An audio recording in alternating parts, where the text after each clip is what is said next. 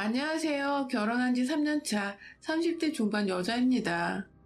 신혼 초초창기부터 최근껏 개표 따기 같은 시댁 식구 하나 때문에 참다 힘 제대로 휘두른 제 사연을 여러분께 사이다를 쏘기 위해서 이렇게 공유해봅니다. 저희 부모님은 어릴 적부터 저나 제 남동생한테 늘 베풀고 살라고 욕심부리고 살다가 꼭 말년에 욕먹고 버림받으니 착하게 살라고 귀에 딱지가 붙도록 말씀하셨어요. 본인들의 철학이 그런 거기도 했고 무엇보다 저희 엄마가 결혼하고 욕심 많은 고모들 때문에 무지하게 개고생을 하셨거든요. 세상에 결혼하고 시부모님 드린다고 준비한 뇌물을 둘째 고모가 홀라당 갖고 싶다고 때를 쓴 바람에 할머니가 사돈한테 받은 뇌물을 딸한테 줘버리는 어처구니 없는 상황이 벌어졌었고, 또 결혼하고서도 비슷한 시기에 엄마나 고모나 동생을 가지셨었는데 그때도 아빠가 임신한 자기 와이프 주겠다고 사온 과일을 올케는 평소에 이런 거 많이 먹을 거 아니야 하면서 또 홀라당 자기 가방에 넣어 챙겨가셨대요. 남의 것과 내 것에 대한 기준도 없을 뿐더러 남의 것은 남의 것이 아니라 조르면 내 것이란 미친 생각을 좀 가지고 계신 분이었어요. 엄마는 결혼하고 나서 지금껏 늘 한결같이 자기 몸만 챙기라는 고모 때문에 만남 자체에 진절머리를 느끼셨고, 중간에 몇 번 큰 소리가 오고 가다가 서로 결국 완전히 틀어지셨는지 저나 동생이 머리 크고 나서는 고모를 더 이상 볼 수가 없었어요. 어쩌다 고모 얘기가 나올 때면 달라지는 엄마의 표정에 대충 사이가 완전히 껄끄러우시구나 싶었죠. 상황이 이렇다 보니 저만큼은 남동생의 와이프한테 그러지 말라고, 또 제가 시집을 가서도 아닌 건 아닌 거라고 말할 줄 알고 살길 바라는 마음에 자주 말씀을 해주신 것 같아요. 도리는 하고 살아라고 말이죠. 그런데 에휴, 딸팔자는 엄마를 따라간다고 하더니 제가 결혼하고 나니 저희 집구석에도 고모 같은 인간이 하나 있는 겁니다. 아니, 신우이였으면 제가 엄마처럼 대판 싸우고 쌩을 진작에 까버리고 말았겠죠. 그런데 전 바로 시어머니 때문에 문제였습니다. 남편과는 동갑내기고 둘 다 결혼할 사람이 있었다가 한번 깨지고서 두 번째로 만난 인연이었습니다. 뭐 연애를 하면서 남편도 저한테 과거에 누구를 얼마나 만났었는지 털어놓길래 저도 솔직히 털어놨고, 서로가 비슷한 헤어짐의 아픔을 간직하고 있었던 사실이 저희 두 사람을 더욱 끈끈하게 만들어주어 결국 결혼까지 이르게 했네요. 아무튼 그렇게 마냥 서로의 배경이나 집안이나 뭐를 따지지 않고 순수하게 좋아하는 마음으로 한 결혼이었습니다. 그런데요, 결혼을 하고 보니 남편네의 돈이 제법 많더라고요.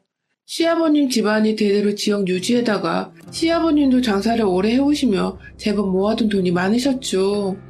남편은 집안에 대해 말도 안 했고 저는 결혼이 한 번 깨졌었다고 하니까 오히려 하자가 있을 거라 생각을 했음에도 남편 하나 보고 시집 온 건데, 정작 시집을 오니 시어머니는 저를 완전히 꽃뱀 취급을 하고 계셨더라고요.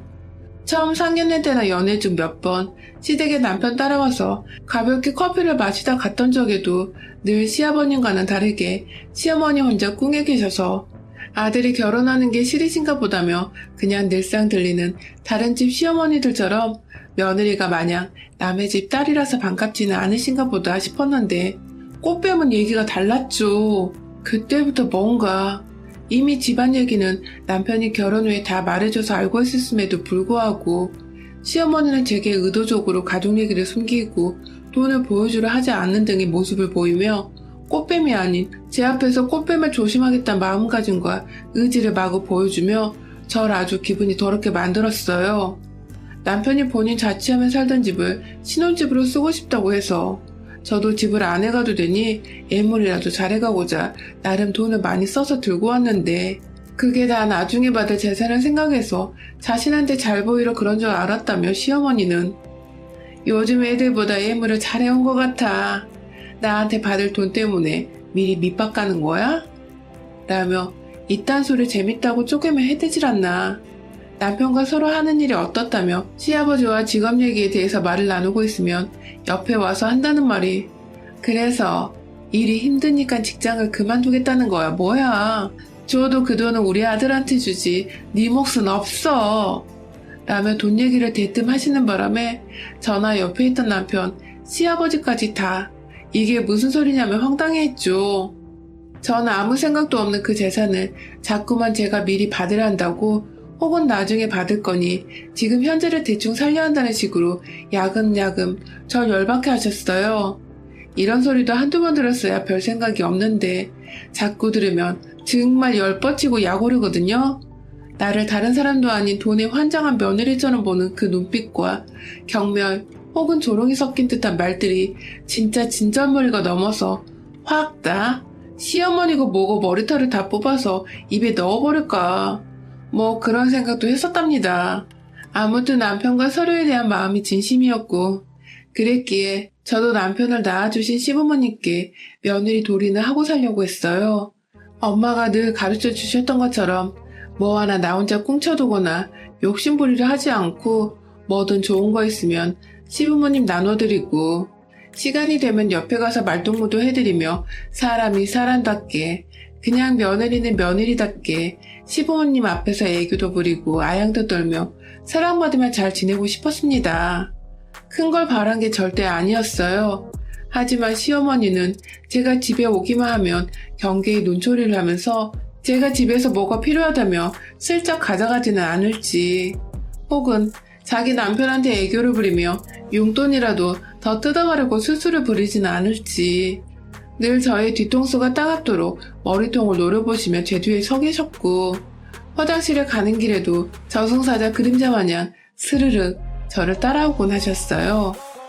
혹여나 본인 시야에서 제가 사라지면 무슨 도둑이 이미 들었다는 것 마냥 며느리 애 어디 있는 거야? 누구 본 사람 없어? 하며 호들갑을 떠는 바람에 화장실에서 똥을 싸다가도 온 가족들이 다 저를 찾는다고 화장실 앞에 모인 적도 있었다니까요. 아주 미치고 팔짝 뛰겠더라고요. 그래도 뭐 이런 취급은 내가 시어머니를 안 만나면 안 보겠다 싶은 마음이 점점 들면서 저도 시댁을 찾는 발걸음을 좀 뜸하게 했습니다. 솔직히 그 사이사이에 남편한테 제가 시댁에서 시어머니한테 무슨 눈초리를 받고 어떤 소리를 듣는지에 대해서 털어놓은 적들도 있었고요. 그 바람에 남편이 저 대신 화를 내며 자기가 한 소리 해보겠다고 나서려는 걸 제가 옆에서 긋고 말려서 참고 넘긴 적도 있었어요. 제가 원했던 것은 그저 가정의 평화였지. 저 하나 때문에 모자 사이 갈라지고 막 주변에서 수군거리고 이런 꼴은 절대 못 보겠더라고요. 그렇게 한동안 시댁을 안 가고 제 정신이 좀 맑아져감을 느꼈던 어느 날 코로나가 차츰 심해지다가 너무 커지니까 완전히 시댁으로의 발길을 끊게 되었어요. 제 딴에는 저희 부부가 젊고 시부모님은 나이가 있으시니 시부모님 건강이 걱정되어서 조심하자는 생각이 발걸음을 줄이고 전화로라도 자주 안부를 드리려 했죠. 시아버님도 뉴스를 워낙 자주 보시는 분인지라 가족들끼리 안 만나고 연락만 주고받는 게 이 시국에 맞는 것이라며 동감을 해주셨어요. 하지만 시어머니는 절 볼 때면 늘 꽃뱀 며느리라는 듯 도둑년 보듯 쳐다보고 대했으면서 또 무슨 생각인지 눈앞에 잘 안 보이니 왜 집에 인사를 하러 안 오냐고 점점 닥달하고 고치기 시작하시더라고요. 이래도 욕먹고 저래도 눈치 보고 도대체 뭘 어쩌라는지 모르겠어서 화가 났지만 그래도 어머님이 날 마냥 꽃뱀으로 보는 게 아니라 그냥 친하고 살갑지만 않았을 뿐이지 내 연락을 기다리고 보고 싶어 하셨구나 싶어서 내심 의아하기도 했었습니다. 그래서 다음날 바로 시부모님 댁을 찾아갔죠. 두 손 가득 집안에서라도 잘 챙겨 드시라고 고기랑 과일, 해산물도 두루두루 챙겨갔고요. 하지만 그날도 역시나였답니다. 시댁에 들어가니 시어머니는 현관에서 신발도 안 벗은 저를 세워두고서는 자기들한테 얻어갈 돈도 넘쳐나는데 손에 그런 것들만 사왔냐고 마스크나 사오지 왜 쓸데없는 걸 사왔냐며 저보고 시부모한테 인색하고 돈 쓰기 싫어서 먹을 것으로 때우려는 인정머리 없는 애라더군요. 그 당시 마스크 구하는 거 정말 어려웠거든요. 정부에서 막 한 가정에 한 번씩 몇 번 그렇게 마스크를 나눠주고 있었을 때였고요. 그런 와중에 저한테 도대체 어디서 더 마스크를 구해오라는 것이며 본인들은 노인분들이라 구청에서 나눠주는 것도 더 있다고도 하셨으면서 기껏 찾아온 며느리한테 인정 없다는 소리나 해대시다니. 정말 그 순간 내가 왜 또 시댁에 와서 이딴 소리를 사서 듣고 있나 싶어서 제 자신이 막 원망스럽고 미워 죽겠었어요. 그렇게 한 번 더 된통 당하고선 정말 다시는 시댁을 먼저 가지 말아야겠다고 굳은 다짐을 했고, 정말로 한동안은 코로나 핑계를 대면서 안부 전화만 시아버지께 몇 번 드리고 말았습니다.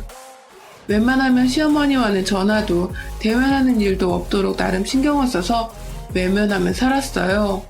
필요한 연락이 있으면 남편이 중간에서 알아서 차단을 해주거나 자기가 연락을 하곤 했으니 며느리인 제가 할 일은 딱히 없었죠. 그러다 이번에 코로나가 다시 심해지기 전에 시아버지께서 연락이 오셨더라고요. 그냥 안부를 주고받다가 어렵게 꺼내시는 말을 들어보니 본인들도 나이가 점점 들어가니 애들 목소리가 자주 듣고 싶다며 시엄마가 살가운 말을 못하더라도 며느리가 애교도 많으니 먼저 연락도 자주 해주고 안부를 주고받아보라며 그런 부탁을 제게 하셨어요. 솔직히 시아버님은 늘 저한테 따뜻하셨고 시어머니의 막말을 직접적으로 들으며 제가 어머니한테 어떤 취급을 받는지를 하나도 모르셨기 때문에 단순히 시어른의 입장에서 그런 말씀을 충분히 하실 수 있겠더라고요. 저도 제가 좋아하는 아버님께서 이렇게 먼저 말씀을 하시니 뭔가 내가 환영을 받지 못하더라도 아랫사람이니 어머니께 연락을 드려야 하겠다고 생각을 했죠. 큰 기대를 하지 않았지만 그렇다고 선택까지 받을 생각조차 하지를 못한 채 그냥 마음만 단단히 먹고 어머니께 연락을 드렸는데 아주 예상 밖이었습니다. 저한테 함께 장을 보러 가자 하시더군요. 요즘 자기가 허리가 안 좋아서 밖에서 장을 봐도 들고 오기가 힘들다며 차 있는 며느리가 오는 김에 장이라도 같이 보러 가자고 말씀을 해주셔서 전 솔직히 좀 놀랬어요. 의아했고요. 뭔가 밖에서 어머니와 함께 손은 못 잡더라도 팔짱이라도 끼며 전보다 친하게 지내게 되는 건가 싶은 기대감까지 들 정도로 저하고 뭘 같이 하자는 어머님의 말씀이 좀 놀랍고 반갑기도 했어요. 그렇게 어머님을 픽업하고서 근처에 있는 큰 이마트로 장을 보러 갔는데요. 가니 사람들이 꽤나 많더라고요. 코로나다 뭐다 해도 사람들이 바글바글 거리는 모습이 내심 겁이 나기도 했어요. 그래서 마스크를 꽉 쓴 채 시어머니께도 마스크를 잘 끼시라며 콧등에 있는 철사 고정대를 살짝 눌러드리려 했는데 전 정말 시어머님 걱정이 돼서 마스크 잘 쓰라고 한 행동인데 시어머니는 제 손을 걷어차시더니 이게 나 숨 모셔서 돼지게 하라고 작정했네 라시더군요. 제가 어머니 숨통을 끊어놓으려 했다는 겁니다. 그 소리를 주차장에서 마트로 진입하는 엘리베이터 안에서 하셨는데 순간 주변에 있던 다른 사람들까지 어머님의 독한 말에 당황을 해서 절 흐끔흐끔 쳐다봤어요. 제 얼굴은 슬슬 붉게 타올랐고요. 쪽팔려서 말이죠. 그렇게 뭔가 시작부터 단추가 잘못 끼워진 것 같은 상황에서 어머님은 거의 침묵을 일관하시며 장을 보셨어요. 그런데 뭔가 너무 이상했어요. 당연히 함께 만들어 먹을 음식을 사러 온 줄 알았는데 어머님은 자꾸만 생필품들을 사기 시작하시는 겁니다. 샴푸랑 칫솔, 치약은 물론이고 의류 코너에 가서 속옷까지 색깔별로 사다 담으시더라고요.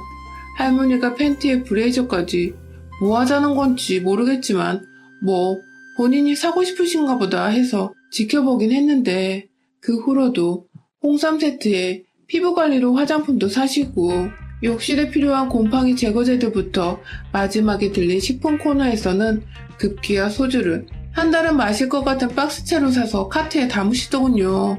결국 카트가 모자라서 어머님은 손으로 드는 장바구니까지 2개를 더 챙겨와 본인 과자나 그날 먹을 저녁거리를 그제서야 담기 시작하셨어요. 나이든 노인한테 그걸 들게 할 수 없어서 제가 카트 끌면서 장바구니 하나까지 들고서 어디 몸에 이상이 있는 사람처럼 겨우 이동을 해야 했고요.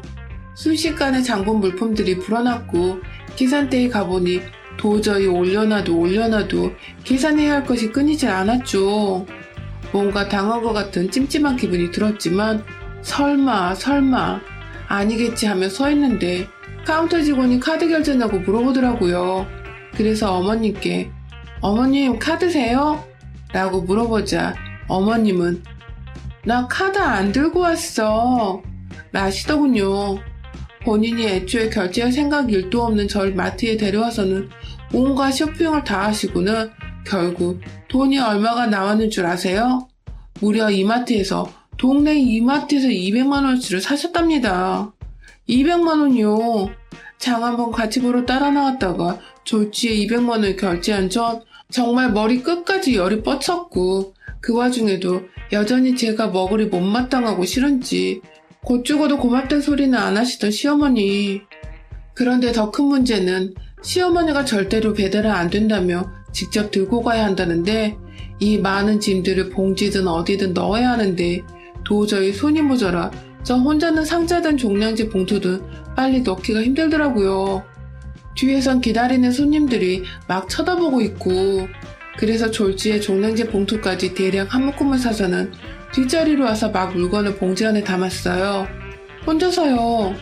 시어머니는 멀찌감치 떨어져서는 의자에 앉아 계셨고요. 얼굴은 내내 열이 받아 뻘게 있고 저도 제 감정을 잘 느꼈던지라 솔직히 웃음은 나오지 않았어요. 어느 누가 자기를 예뻐해주지도 않는 시어머니를 따라 장 보러 왔다가 200만원 긁히고 기분 좋아라 하겠냐고요. 그렇게 속에서 천불이 난다며 내가 왜 이런 취급을 받고 있는지 모르겠다며 막 혼자 부글부글 거리는 와중에 시어머니, 아니 이 노망난 옆에 내가 슬금슬금 저한테로 다가오더니 도와주기는커녕 오히려 본인 기분이 더 나쁘다며 저한테 그러는 겁니다. 야 이년아, 네가 뭔데 표정이 그리 뾰루퉁해? 처음부터 우리 집 돈 보고 온 꽃뱀년 주제에 그깟 200만원 좀 썼다고 생색이야? 라고 말입니다. 처음부터 이 집에 돈 보고 들어온 꽃뱀년이라니. 꽃뱀이라니요. 잘못 알아도 한참 잘못 아는 시어머니께 그런 게 아니라고 막 말을 하는데 주변 사람들, 특히 어머님 또래 나이 드신 아주머님들이 막 웅성거리며 모여들며 흥미롭다며 시어머니가 할 다음 얘기를 기다리는 듯 집중하기 시작했어요. 그 와중에는 꽃 빼면 며느리 취급하면 안 돼야 하면서 시어머님을 무작정 옹호하는 할머니까지 있었죠. 정상의 마인드로는 도저히 변명조차 하지 못하겠는 그 상황. 마저 봉투에 넣을 짐들은 아직 한가득이고 카트 옆에는 물건 담은 종량제 대량 봉투가 또 한가득. 저도 그만 열이 뻗쳐 더는 이 짓거리를 못하겠더라고요. 봉지에 물건 담다가 딱 시어머니의 속옷을 넣을 차례였는데 꼴보기도 싫어하는 며느리 카드로 자기 속옷을 시뻘겋고 노란 것들로 알록달록하게 담아낸 어머님 생각을 하니 아오씨 진짜 이걸로 어른만 아니면 한 대 쥐어받고 싶어 죽겠는 겁니다. 그때 어머님이 옆에 계시던 아주머님들을 향해 말했어요. 꽃뱀이라 그런지 애가 저런 야한 거 속옷 보면 시선을 쉽게 못 끊어내. 별나다 별나. 라고요. 저는 못 참겠더라고요. 확 봉지에 넣으려던 빨간 팬티를 쥐고서 야 할망구야 꽃뱀 취급하다 저승길로 바로 가고 싶은 거야? 라며 시어머니 얼굴에 확 덮어 씌워버렸네요. 이 짓거리 못해 먹겠다고 우리 시어머니가 며느리 꽃뱀 취급하네. 무서워서 못 살겠네. 하며 눈에서 억지로 눈물까지 쥐어짜내고서는 시어머니를 향해 브래지어부터 팬티까지 모조리 던지고 머리 위에 씌웠습니다. 제가 그렇게까지 발악하고 울고불고 난리치니 이번엔 주변에서 제 또래의 여자들이 모여들었어요. 할머니들 틈에서 제 편을 들어주는 동지들이 나타난 것입니다.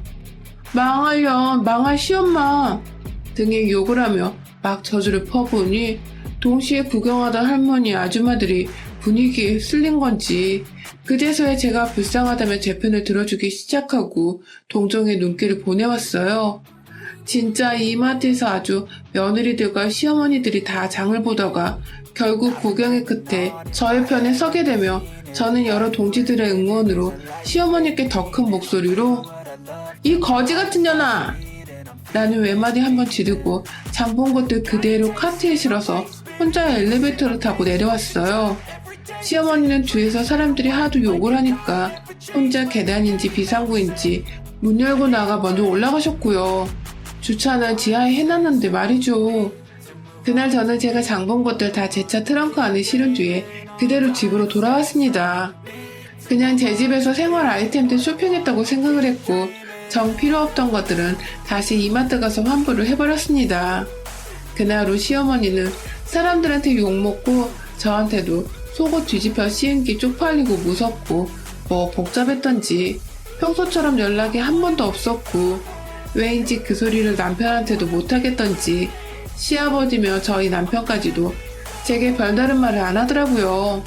지금까지도 그때 이마트에서 있었던 사건은 시어머니와 며느리인 저 단 둘만의 비밀이자 평생토록 숨겨야 할 아찔한 기억이 되어버렸답니다. 저한테는 유쾌상쾌 통쾌한 기억인데 시어머니께는 질색팔색 끔찍한 기억이 되어버린 날이었답니다. 여러분의 생각은 댓글로 남겨주세요. 오늘도 시청해주셔서 정말 감사합니다.